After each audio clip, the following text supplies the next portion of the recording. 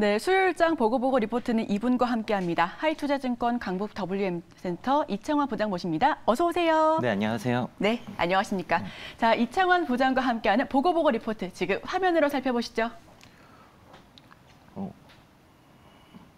오늘 종목은 아시아나항공입니다. 지금 항공주에 투자해야 하는 이유라고 좀 제목을 다뤘는데요.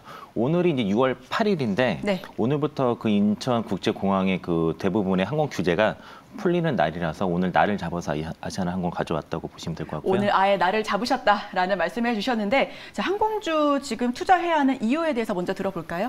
네, 일단은 그 오늘 투자 포인트에서 좀 말씀 좀 드릴 거고요. 아시아나항공 뭐 다들 아시겠지만 기업 설명을 일단 그냥 그 국내에 이제 2개밖에 없는 대형 항공사, 국제 항공사 정도로 말씀드리겠고, 현재 이제 화물 그 운영하는 그 항공기 대수가 그 81대 정도 되는데, 요게 그 화물기가 그 원래 화물기가 12대 있고 7대를 여객기로 화물로 돌려서 19대 정도 운영하고 있고, 최근에 한 대를 다시 여객기로 돌렸다. 이 정도로 회사 내용을 알고 계시면 될 것 같고요.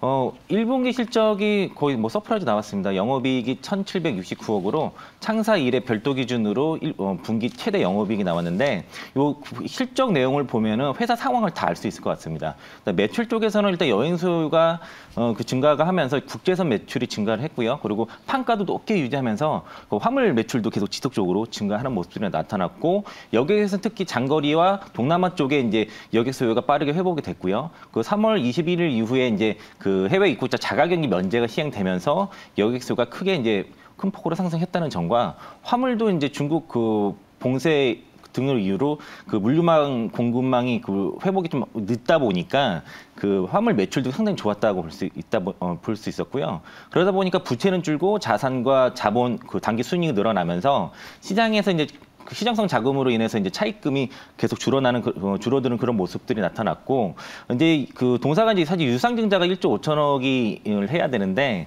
이게 이제 그 유상증자가 현재 그 대한항공이 7천억을 이미 그 선 납부를 한 상태고 나머지 8천억을 납부를 하면 되거든요.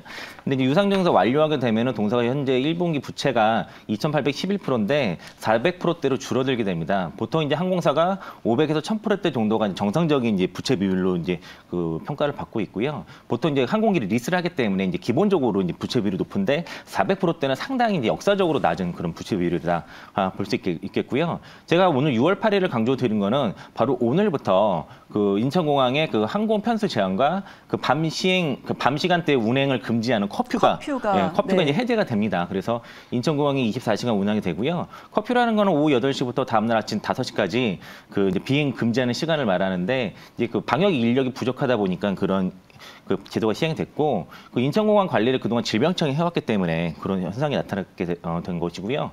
그 인천공항의 시간당 그 항공기 도착 편수도 이제 20대에서 40대로 증편이 되고, 원래 6월달에 그 국토부에서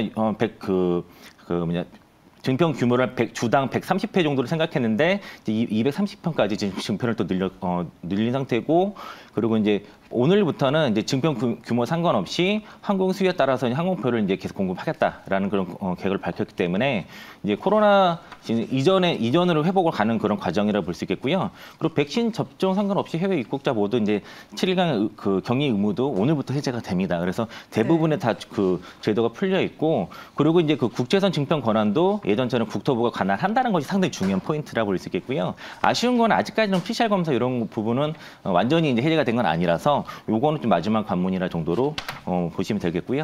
이렇게 그 이제 규제를 풀어본 상태인데 지금 리오프닝 시작이 됐다고 봐야 되는데 뭐 그 느껴지진 않거든요. 데이터를 보면은 그 올해 이제 그 하나투어랑 모두투어가 그 패키지 송객 인원과 예약률 현황을 발표를 했는데 5월 초와 6월 초 데이터를 좀 발표를 했습니다. 그런데 5월 초에 데이터에 비해서 6월 초에 발표된 데이터가 엄청나게 좀 폭증을 한 상태고요. 그냥 하나투어, 모두투어 그냥 한 6월 달 정도 예약률이 하나투어가 6월 달에 2,567% 5월 초에 발표한 예약률이었는데 6월 초에 38,800%까지 증가를 했고, 그리고 모두투어 같은 경우도 5월 초에는 6월 달 예약률이 595%였는데 6월 초에 발표한 게 6,429%로 거의 뭐 10배 넘게 지금 폭증을 한 상태라서 이제 리오프닝으로 시작되면서 그 국내외 여객 수요가 지금 폭발을 하고 있다라고 볼 수 있겠고요.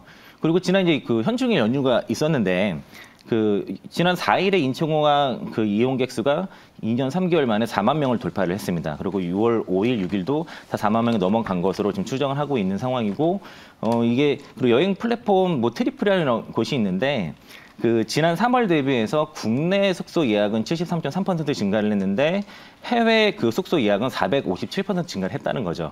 그러니까 지금 국내보다도 지금 해외 여행객 수 증가 부분들이 또 폭발적으로 일어났다는 거고, 또 일본도 일본 그래서 이제 외국인 대상 우리나라에서 이제 외국인 대상 관광 비자 발급을 시작했는데 일본에서 밤새 줄 섰다는 뉴스도 있었고요.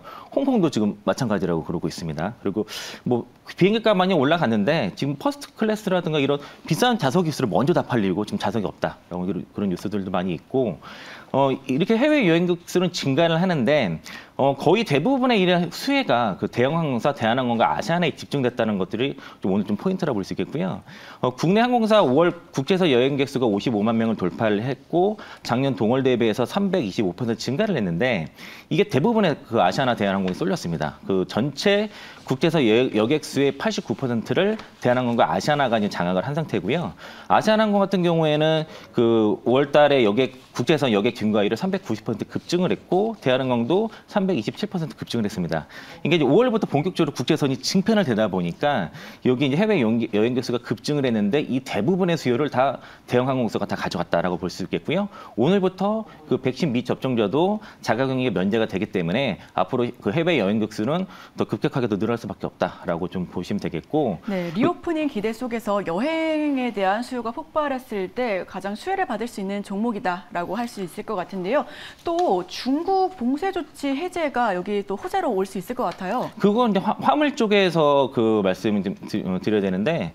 이게 이제 봉쇄 조치가 그동안 중국 봉쇄가 해제되면서 화물 쪽의 매출이 그러니까 화물 쪽의 운임 단가가 떨어지지 않았거든요. 사실은 지난 3월 때까지 국제 항공 운임 단가가 떨어졌었는데 대한항공과 아시아나의 항공 운임 단가는 오히려 떨어지지 않고 더 올라갔기 때문에 1분기 어닝 서프라이즈가 났던 것이고요.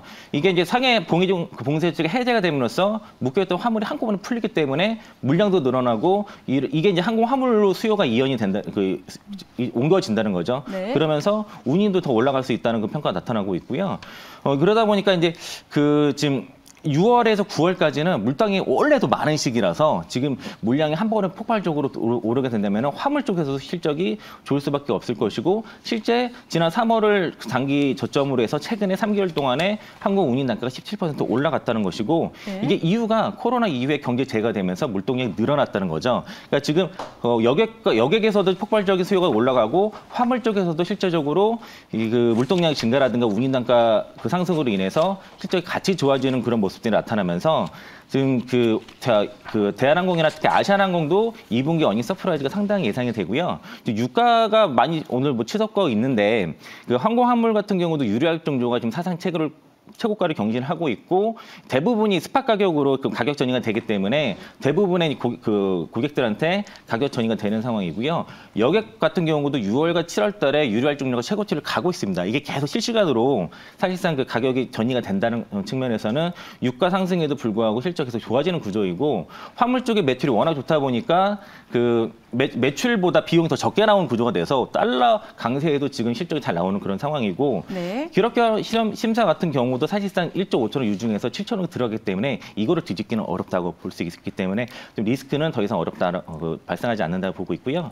실적 측면에서도 올해 영업이익 2,770억 예상하고 내년에 3,600억이라서 피크는 내년 정도로 좀 본다고 봤을 때는 좀 실적도 올해 피크가 우려는 없다라고 좀 볼 수 있겠고요. 적정 주가를 따지게 되면은 대한항공과 아시아나는 주가 같이 동행하는 측면이 있는데 대한항공 시가총액 대비해서 한 14에서 15% 정도의 수준으로 동행하는 그런 습성이 있어가지고 대한항공이 올해 컨센서스가 영업이익이 1조 7천억이 넘어간다고 하면 적정 시가총액 1조 7천억이고요. 여기에 14에서 15% 정도로 보면은 아시아나항공의 적정 시가총액이 2조 4천억에서 2조 6천억 정도 되니까 가격으로는 32,000원, 35,000원 정도 될 것 같습니다.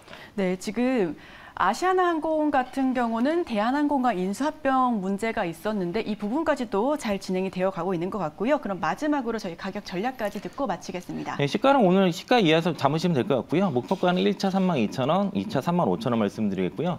손절가는 15,000원 말씀드리겠는데 우리가 아시아나항공 주목해 볼 필요는 있는 거는 그러니까 3년 전에 전염병에 의한 팬데믹이 신종플루가 있었는데 그때 당시에 2009년과 2011년도 사이에 아시아나항공 주가가 416% 급등을 했었거든요. 그러니까 그런 걸 좀 기대를 하는 거기 때문에 지금 역사적인 차트상으로 역사적 저점이기 때문에 충분히 시가부터 담아도 된다 말씀드리겠습니다. 네, 좋습니다. 아시아나항공 오늘 시가부터 담아도 된다라는 말씀해 주셨고요. 1차 목표가 32,000원 그리고 손절가는 15,000선에서 제시해 주셨네요.